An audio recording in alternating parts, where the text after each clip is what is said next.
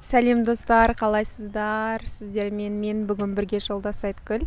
Мен екі баламмен серуендеуге шықтым. Біздің үйдің қасында кішігірім осындай саябақ бар. Кішігірім емес, үлкен сияқты енді. Біз Тараз қаласында тұрамыз. Менің бүгінгі ерекше бір айтатын нәрсем, мен Babyzen Yo-Yo 2 коляскасын алдым. Сол жайында сіздерге қазақша толық сипаттама бергім келеді.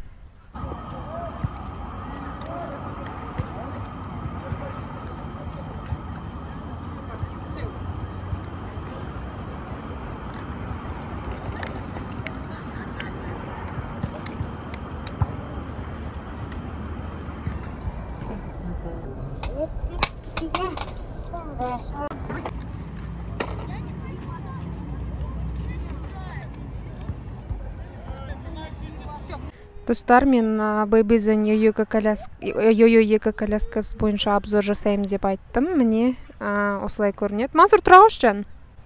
Осындай түсі ұнайды маған. Бұны мен кішкентай балама алдым. Түсі ұнап тұр. Міне, бұл осылай көрінеді. Яғни баяғыда Babyzen'да осы Yo-Yo коляскаларында мына жеріндегі белгісі осындай қызыл болатын. Мысалы, мынадан шығады да, мынау белін ұстап тұрады, мынау үстін ұстап тұратын. Мынау үстін ұстап тұрады, мынау белін ұстап тұрады. Енді осы мына домалаққа, мына бір кішкене домалаққа мынаны былай кіргіземіз.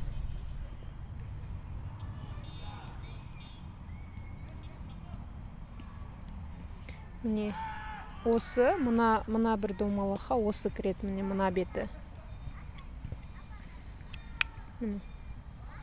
Осы келген іші жұмсақ сияқты, сырты қатты материалы сыртындағысы. Күннен, жаңбырдан солай қорғау үшін жасалған деп ойлаймын. Өте керемет. Бәрі осының Yo-Yo'ны мақтайды ғой негізінде. Мынау ұстайсыз қолыңызға, яғни баяғы Babyzen'дерде бұндай қолына ұстайтын жоқ тұғын, осындай нәрсесі. Қазіргісінде бар екен. Сіздің удобствоңыз үшін мынандай қалташа жасалған. Мынадан көрінбей тұр. Мына қалташасы замогын көрсететін болсам, замогының качествосы.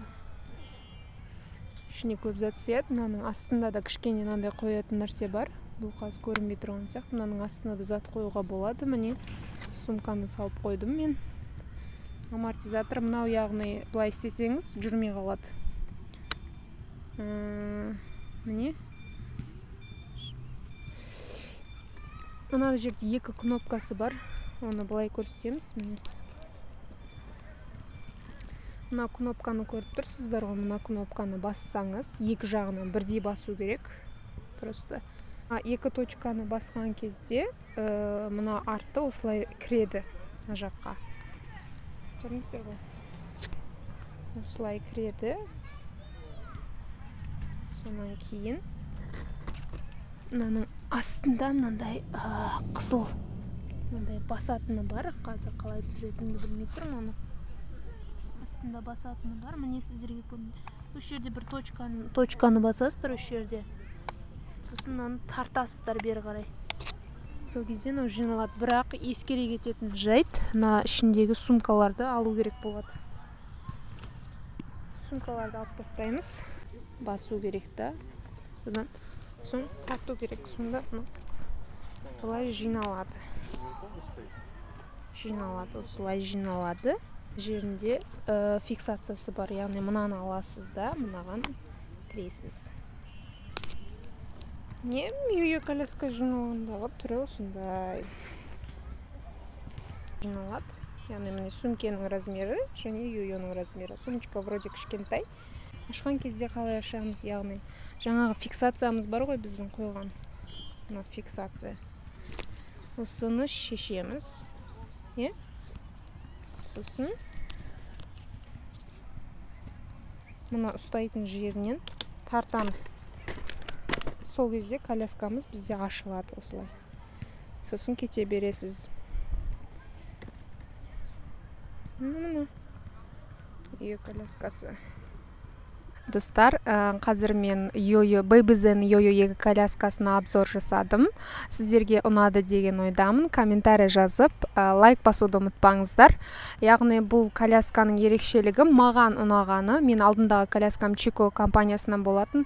Оны итерген кезде қолыма қатты күш түсетін, және де аяғыма түсетін, және ол колясканың салмағы 12-13 килограмдай ауырлық келтіретін маған. А бұл коляска өте жеңіл, сондай сапалы, маған ұнады. Бір ерекшелігі айта кететін, кез келген әлемдегі авиакомпаниямен сіз бұл колясканы қол жүгі ретінде алып кете аласыз, себебі бұның салмағы 5-6 килограмм болады.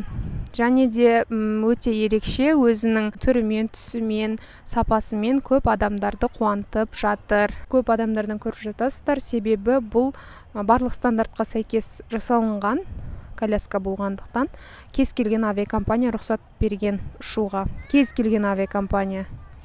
Сол үшін сіздерге видео ұнады деген ойдамын. Комментарий жазып, лайк басуды ұмытпаңыздар. Пока!